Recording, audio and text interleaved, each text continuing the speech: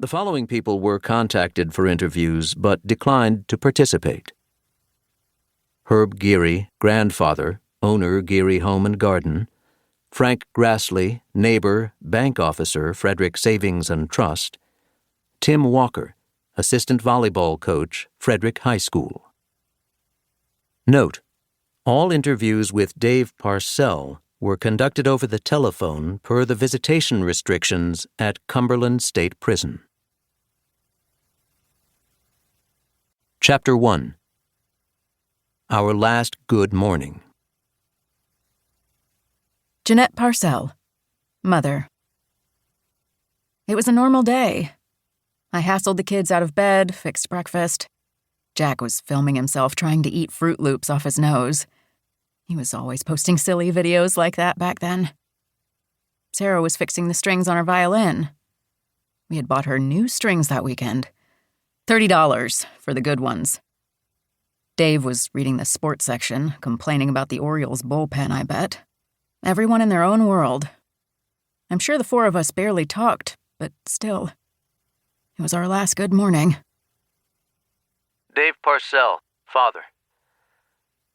I had a pit in my stomach for sure.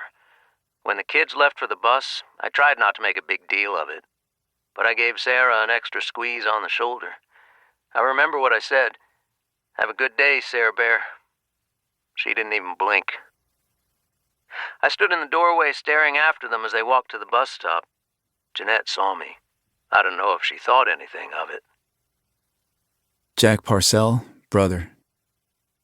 We didn't take the same school bus. Sara's went to the high school, but we waited at the same corner with some other kids from the neighborhood.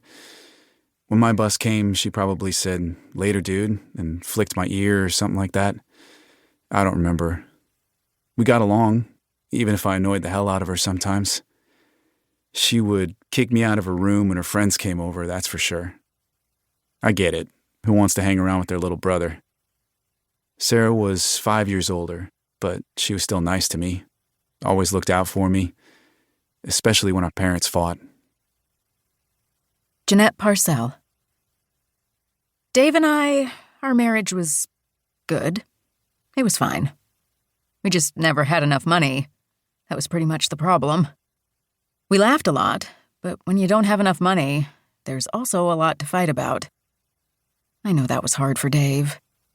Maybe I could have eased up on him a bit. But our water heater needed to be replaced. Jack needed braces. Sara had outgrown her track shoes. I couldn't pretend these things weren't real. Dave Parcell. It had been a rough few years. I was bone-tired and out of ideas. We owed a lot. The bank was coming after our house. I had started doing this crazy thing. I would leave work on my lunch break, drive home, check the mailbox for any new bills, and leave the rest of the mail for Jeanette to grab later. I didn't want her or the kids to see how bad it was. I thought if we could just get a little breathing room to get back to even, we'd be fine. But when you've got a music prodigy in the house, there's a sense of urgency, a timeline you don't get to control. One missed opportunity could change everything. Jeanette Parcell. We'll never know how far it could have taken her. But she really was quite talented. It was always such a kick to me. Where did this come from? Dave and I wouldn't have recognized Mozart if he was our uncle. Dave Parcell. She got her musical genes from me. I followed Aerosmith around one summer, played a lot of guitar in the arena parking lots. A guitar's not that different from a violin, you know. And Jeanette, she couldn't carry a tune if she had a bucket with a lid on it. Jeanette Parcell.